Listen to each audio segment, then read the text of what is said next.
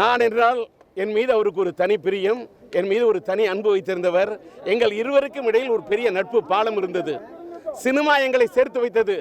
ஆனால் அரசியல், அவர் தேமுதிக என்ற ஒரு கட்சி ஆரம்பித்ததற்கு பிறகு நான் லட்சிய திமுகவின் தலைவர் என்ற முறையில் எங்கள் இருவருக்கும் இடையிலே யாரோ உருவாக்கிய சில கருத்து வேறுபாடுகள் இருந்தாலும் அந்த கருத்து வேறுபாட்டை எல்லாம் மீறி ஒரு முறை கேப்டன் அவர்கள், அவர் நல்ல வெள்ளை மனம் படைத்தவர், நல்ல உள்ளம் படைத்தவர் என்ற காரணத்தால் என் மகன் சிலம்பரசன் மீதுக்கு அவருக்கு ஒரு தாளாத அன்பு உண்டு.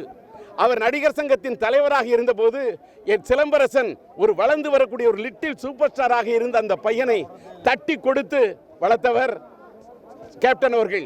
அவர் நடிகர் சங்கத்தின் தலைவராக இருந்தபோது எந்த நிகழ்ச்சி என்றாலும் அந்த நிகழ்ச்சியிலே சிலம்பு அழைத்து நடனமாடுவதாக இருக்கட்டும், சிலம்புக்கு அவர் முன்னுரிமை கொடுப்பதாக இருக்கட்டும், அவர் சிங்கப்பூருக்கு சிலம்பை அழைத்து சென்றால் கூட அங்கு சூப்பர் ஸ்டார் ரஜினிகாந்த் அவர்களை அவர் ஒப்பிட்டு சொல்லும்போது லிட்டில் சூப்பர் ஸ்டார் சிலம்பரசன் என்று சிலம்பரசனை எஸ்ஆரை பற்றி குறிப்பிடக்கூடிய அளவுக்கு ஒரு நல்ல மனம் படைத்தவர் அவர் கேப்டன். அது மட்டுமல்ல, சிலம்பரசன் நடித்த காதல் எழுவதில்லை படத்தை நான் தயாரித்து இயக்கிய போது அதன் தொடக்க விழாவுக்கு அவர் வந்தவர்.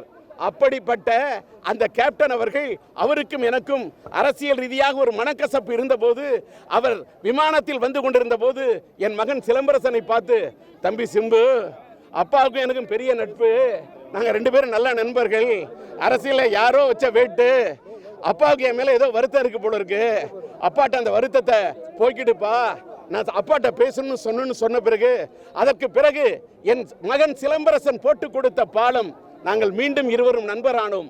அதற்கு பிறகு நான் அவரை பற்றி எந்த அரசியல் கருத்துக்களையுமே சொல்லாமல் இருந்தேன்.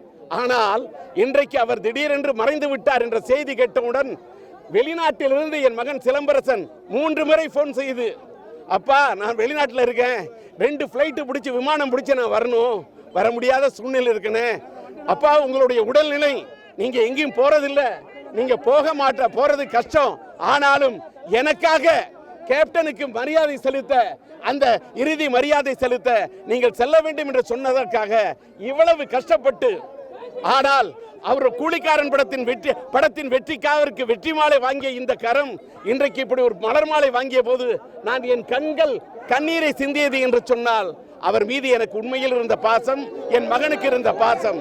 அதனால் அவருடைய ஆத்மா சார்ந்த, அவரை இழந்து வாடும் அவருடைய குடும்பத்தாருக்கும் அவருடைய ரசிகர்களுக்கும் தேமுதிக தொண்டர்களுக்கும் என்னுடைய ஆறுதலை தெரிவித்துக் கொள்கின்றேன். அவருடைய ஆத்மா சாந்தி அடைய வேண்டும் என்று எல்லாம் வல்ல இறைவனிடம் பிரார்த்திக்கின்றேன். நன்றி.